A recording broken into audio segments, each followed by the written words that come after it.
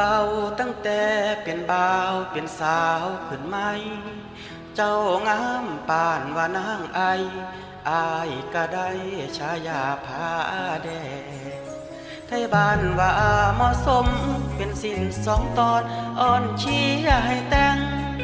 เพิ่นอยากเห็นเฮาฮักเฮาแพ้เบิ่งแย่งกันฮอดฟังฝันแต่หลายปีผ่านย้อนเงินย้อนงานและวันเวลาเฮ็ดให้ฮักเฮาห่างป่าโชคชะตาพัดพลาดจากกันข่าวว่าน้องนางไอมีคนป้อนไข่ได้เข้าพาควันจนมีลูกมีเต้านำกันอายนั้นจำต้องเฮ็ดใจมือบุญบังไฟอายยังจำได้อยู่ริมหนองหานเมื่อครั้งหลายปีก่อนนั้นเคยย้อนตำนานผาแดงนางไอ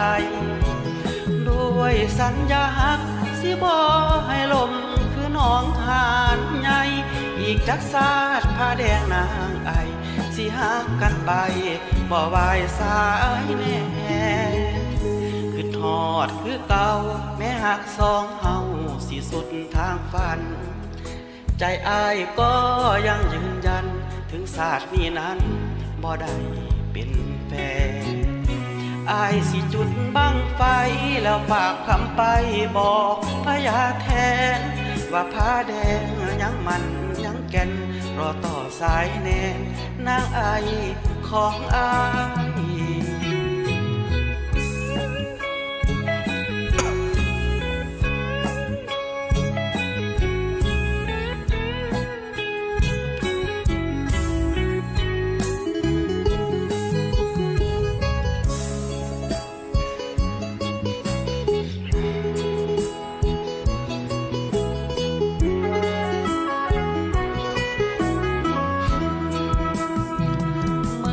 บุญบังไฟ